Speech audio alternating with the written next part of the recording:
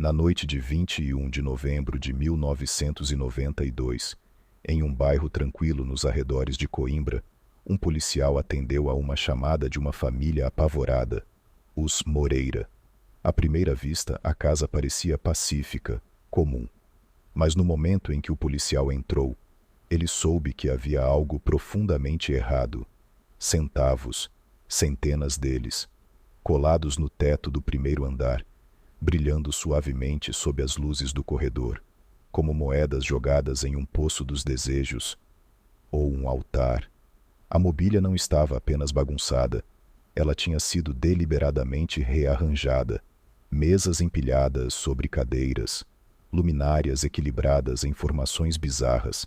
E então vieram as facas, facas de cozinha, ainda cravadas nas fotografias da família, pregadas diretamente sobre as imagens de Teresa e Cláudia, as duas filhas da família Moreira, e rabiscado acima de cada foto, escrito com o que parecia ser carvão ou fuligem: "Vou matar-te, Teresa. Vou matar-te, Cláudia." O policial não hesitou. Recuou imediatamente da casa e chamou reforços pelo rádio. Logo, 8 agentes armados entraram no local. Vasculharam cada cômodo. Abriram cada armário. Revistaram sótãos e despensas. Mas não encontraram nada, nenhum invasor, nenhuma pegada na neve fresca de novembro do lado de fora. E ainda assim, as evidências estavam por toda parte. Alguém tinha estado ali, ou ainda estava, mas onde? Com o passar das horas, a frustração deu lugar à incredulidade. Agora os policiais estavam no porão, derrotados, sussurrando uns para os outros: "Não é possível, perdemos alguma coisa."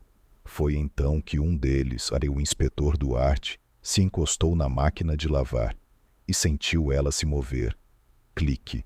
O aparelho se deslocou ligeiramente, o suficiente para revelar uma fenda na parede de pedra atrás dela. Duarte apontou sua lanterna e olhou para dentro.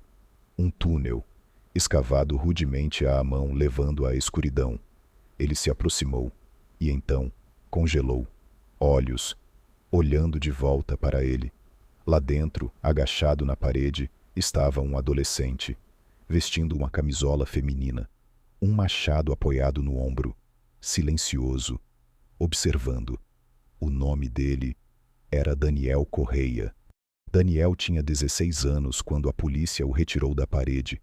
O que ninguém sabia era que ele estava morando dentro da casa da família Moreira, dentro das paredes, havia quase 6 meses.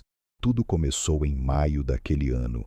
Daniel desenvolveu uma obsessão por Teresa Moreira após um breve encontro na cidade. Ele acreditava que ela o havia provocado. Na realidade, Teresa nem se lembrava dele, mas para Daniel, a rejeição virou obsessão, e a obsessão se tornou algo muito mais sombrio. Ele invadiu a casa dos Moreira quando eles não estavam, não para roubar, mas para ficar. Cortou as paredes, cavou túneis pela isolação. De seu esconderijo, ele podia ouvir tudo. Conhecia o ritmo da casa, as brigas, as risadas, os momentos de luto. Então, quando as garotas tentaram usar um tabuleiro Ouija certa noite para falar com a mãe falecida, Daniel viu a oportunidade perfeita. Aquelas batidas que ouviram não eram um espírito, era Daniel. Ele fingia ser a mãe delas, sussurrando pelos dutos de ventilação, batendo atrás das paredes, deixando recados. No início era sutil, confortante, mas então tudo mudou. As mensagens se tornaram ameaçadoras, as batidas violentas, e então ele começou a sair. À noite, enquanto os Moreira dormiam, Daniel saía das paredes, batia levemente nos fundos das camas, abria as portas de armário, observava das sombras. Ele não estava mais fingindo, ele estava caçando, e em uma noite, 21 de novembro, ele saiu vestindo o roupão da mãe falecida, empunhando um machado. Teresa gritou, saltou da janela do segundo andar, quebrou o pulso, mas escapou da casa. Seu pai, Francisco Moreira, segurou a porta do quarto, tempo suficiente para a ajuda chegar. A família sobreviveu.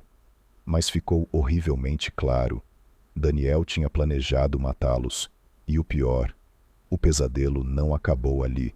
Enquanto aguardava julgamento, Daniel foi libertado sob fiança em agosto de 1993.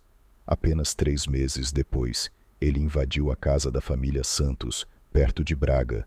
Dessa vez, ele não se escondeu. Ele assassinou 3 membros da família Santos, sem dizer uma única palavra.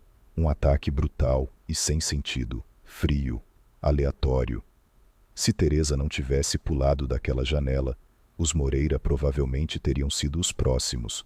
Hoje, Daniel Correia cumpre várias penas de prisão perpétua em uma prisão de segurança máxima. Em 2019, ele teve direito a solicitar liberdade condicional. O conselho não hesitou, foi negado, e ele foi classificado como um dos detentos mais perigosamente psicopatas de todo o sistema prisional. No fim das contas, não era um fantasma, não era um demônio, era algo muito pior. Era uma pessoa, morando nas paredes deles, observando, esperando. E se Teresa não tivesse escutado aquela voz interior, a que gritava, corre, toda a família Moreira talvez tivesse simplesmente desaparecido. Mais um mistério que ninguém resolveria. Que isso sirva de alerta. Os verdadeiros monstros do mundo não saem de filmes de terror. Eles não flutuam, eles não voam, eles andam, respiram e, às vezes, se escondem bem atrás das suas paredes. Então, confie nos seus instintos. Leve os sons estranhos a sério e nunca assuma que está sozinho, só porque ninguém está no quarto. Se quiser adaptar o tom, mais informal, mais jornalístico, mais de suspense, posso ajustar. Quer que mantenha esse estilo narrativo sombrio?